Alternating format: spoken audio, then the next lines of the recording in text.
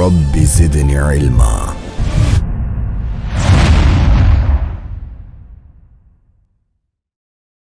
صاح يا هادي يا رب ربي ربي ربي يا ربي يا مدارس امامیہ کے چینل کو سبسکرائب کریں اور بیل آئیکن پر ضرور کلک کریں تاکہ ہماری تازہ ترین علمی و دینی ویڈیوز آپ کو سب سے پہلے ملتی رہیں. بسم اللہ الرحمن الرحیم. الحمدللہ وکفا والسلام علی عبادہ الذین اصطفیٰ اما بعد. پروگرام ہمارے مکتب میں آپ کا میزبان سید اصفر مہدی حاضر خدمت ہے.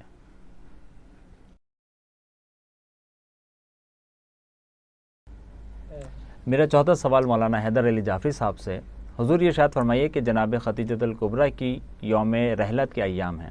تو اس حوالے سے ہمارے ناظرین کی خدمت میں بتائیے کہ جناب خدیجہ کی وہ کون سی خصوصیت جس کی وجہ سے رسول گرامی قدر آپ سے بے انتہا محبت کرتے اور آپ کی وفات پر شدید رنجیدہ ہوئے. جی، جناب خدیجہ سلام اللہ علیہ کی شخصیت، جناب خدیجہ سلام اللہ علیہ کا کارنامے اور وہ جو کچھ جناب خدیجہ سلام اللہ علیہ نے انجام دیا، اول بعثت اور بعثت کی جو سختیاں تھیں، نبی اکرم کے جو اولین ساتھی تھے، آپ کا مقام ان حتیٰ مردوں سے بھی کم نہیں ہے کہ حضرت ابو طالب علیہ الصلوۃ والسلام یا حضرت حمزہ یا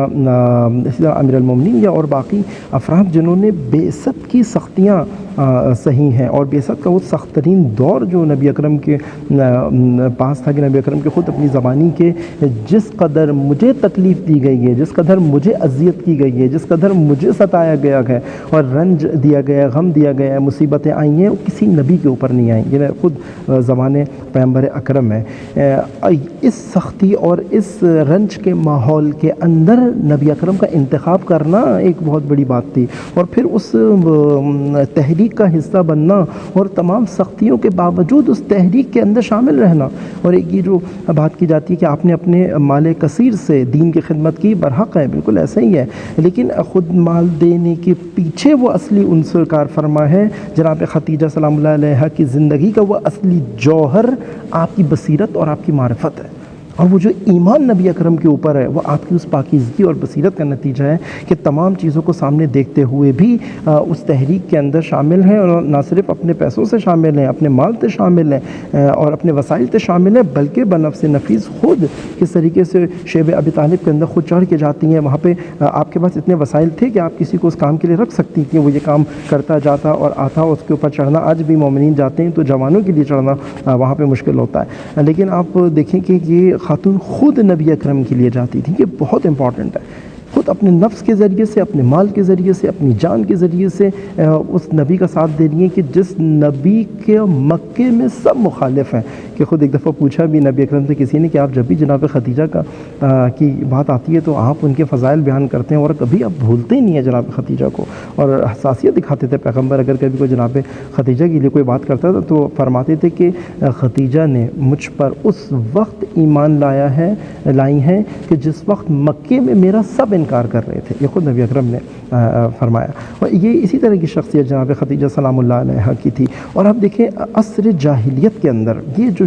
اصلی جناب خدیجہ کی بات ہے جو ہمیں بھی اپنے زمانے میں دیکھنا چاہیے. اپنے زمانے کے امام کے منتظر بہت تھے، نبی اکرم کے منتظر یہود بھی تھے، نصارہ بھی تھے، مشرک بھی تھے، اور بھی بہت سارے افراد تھے کہ ایک نجات دہندہ آنے والا ہے. جیسے آج ہم اپنے زمانے کے امام کے منتظر ہیں، اور آج بھی ایک جاہلیت کا ہمیں سامنا ہے کہ رہبر معظم انقلاب اسلامی اسے جدید جاہلیت سے تعبیر کرتے ہیں، جاہلیت ماڈرن سے تعبیر کرتے ہیں، ماڈرن اگنورنس سے تعبیر کرتے ہیں کہ آج کی جو جاہلیت ہے وہ ذرا ٹیکنالوجی کے ساتھ، پرفیوم کے ساتھ ظاہری طور پہ بڑی خوبصورت اور سجی ہوئی ہے.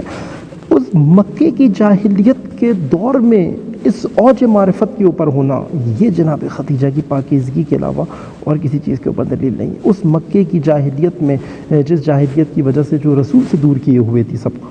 اس طریقے سے اپنے زمانے کے امام کے شانہ بشانہ رہنا، اپنے زمانے کے امام کی اس سے پہلے سے معرفت ہونا، پھر اس کے قیام کے وقت اس کی حقیقت کو سمجھنا، اس کے قیام میں شامل ہونا، تمام تکالیف کو اس کے لیے سہنا اور آگے لے کر جانا، اور پھر بعض جگہ رہبر معظم نے بڑا اچھا ایک اشارہ بھی کیا کہ جناب ختیجہ فقط 11 اماموں کی ماں نہیں ہے، بلکہ خود امیر المومنین کی تربیت کے اندر جناب ختیجہ کا کردار ہے۔ امیر المومنین کی شخصیت سازی میں جناب ختیجہ کا کردار ہے کہ رہبر معظم فرماتے ہیں 12 اماموں کی ماں ہے جناب ختیجہ، نہ فقط 11 اماموں کی ماں ہے، کہ جس طریقے سے خود وہ جو موقع تھا جس زمانے میں امیر المومنین کا سن اس طرح سے تھا۔ اور پھر ہم جناب ختیجہ کی کو اسی طرح اپنے لیے آئیڈیل اسی طرح قرار دے سکتے ہیں کہ اپنے زمانے کے امام کی وہی مات ولم یعرف امام زمانے ہی مات میتۃ جاہلیہ۔ آج ہم بھی اگر اپنے زمانے کے امام کی معرفت کے بغیر، کیونکہ یہی معرفت اس ایمان کی طرف لے کر جاتی ہے، اس ایمان کی طرف لے کر جاتی ہے کہ انسان اپنی جان و مال اس امام کے لیے اس کے حتیٰ اس کی غیبت میں بھی اور اس کے ظہور میں بھی اس کے لیے پیش کرتا ہے۔ ورنہ اگر ہم یہ کام اس ایمان تک نہیں پہنچ پائے، اس معرفت تک نہیں پہنچ پائے، تو پھر مات میتۃ جاہلیہ، ہم اس دنیا سے جاہلیت کی موت چلے جائیں گے، کہ جس کا انجام قرآن مجید میں مختلف آیات جو جاہلیت سے مربوط ہیں اسی صیغے کے ساتھ وہی انجام تک پہنچے گا۔ تو جناب ختیجہ کی زندگی کے اندر ہم بہت اچھے طریقے سے یہ بات دیکھ سکتے ہیں کہ ایک منتظر امام زمانہ کے لیے ایک بہت بڑا درس ہے کہ کس طریقے سے اس کے قیام کے اندر شامل ہونا ہے، اور کس طریقے سے اپنے امام کی شناخت اور آخری دم تک اپنے امام کے ساتھ اس تحریک کے اندر نہ فقط اپنے مال کے ساتھ، اپنی نفس کے ساتھ، اپنے جسم کے ساتھ، اپنے وسائل کے ساتھ، اپنی ہر چیز کے ساتھ اس کو داؤ پہ لگانے کے لیے تیار رہنا ضروری ہے۔